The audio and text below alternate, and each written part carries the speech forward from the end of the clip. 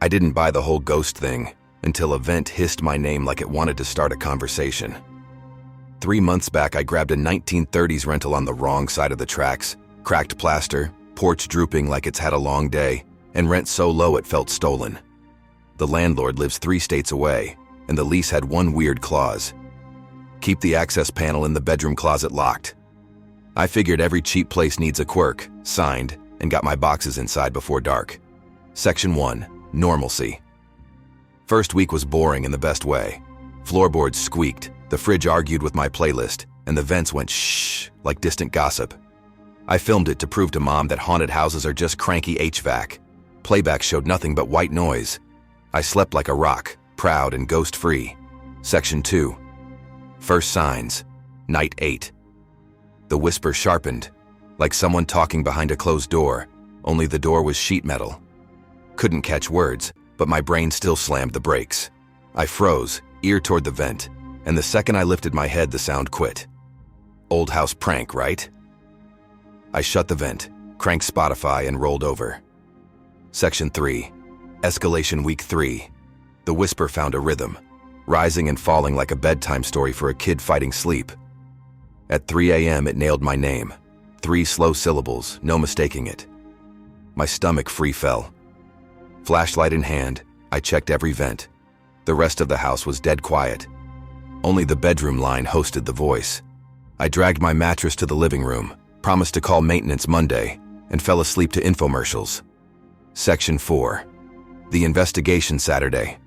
I came back with a screwdriver and a need for logic. The grate popped off easy. Inside, the duct ran 3 feet and hit a plywood wall. No airflow, no furnace link, just a dead end. Landlord had literally bricked off this branch. So where was the voice coming from? I knocked. Hollow. Then the smell rolled up. Wet dirt and sweet rot, like pumpkins left to liquefy. I shoved the grate back, emailed the landlord photos labeled possible dead animal. He replied in minutes. Do not remove panel. Pest company will handle. No date, no company, just red flag energy. Section 5. The crawlspace curiosity beat manners. Sunday night I pried the plywood free. Beyond it wasn't ductwork, it was a shoulder-wide shaft lined in cobwebs, dropping 3 feet to bare dirt. Old coal chute, maybe. The whisper floated up instantly, brushing cold across my cheeks. My flashlight caught glints, dozens of tiny green toy soldiers standing along the ridge, all facing me. I did not stage that. I backed out, slammed the grate, wedged a chair under the knob, and spent the night on a buddy's couch. Section 6. The return. Monday after work, I swung by for clothes.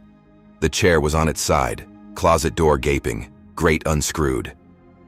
The soldiers now formed perfect concentric rings around the vent on my bedroom floor.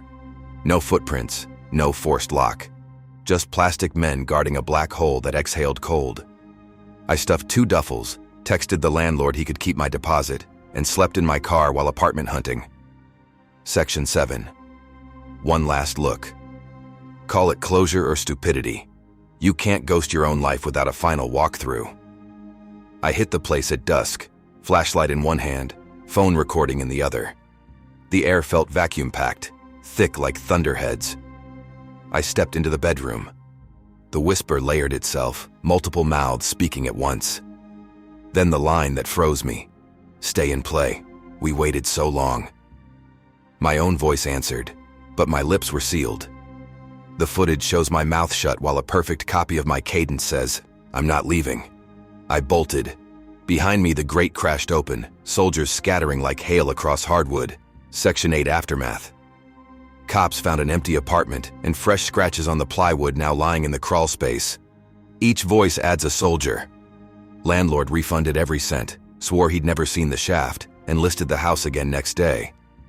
I moved 2 towns over, sleep with blackout curtains and a box fan loud enough to drown any whisper.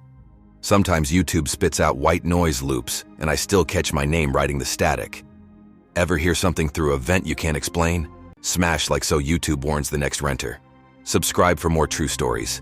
Cheap houses keep secrets. I never saw a ghost, never filmed a shadow, but I felt breath that wasn't mine and heard a chorus wearing my voice. The house is still cheap, still occupied, still whispering to whoever signs fresh lease papers. So check your vents, lock your crawl spaces, and if the air learns your name, pack light and drive. Sweet dreams.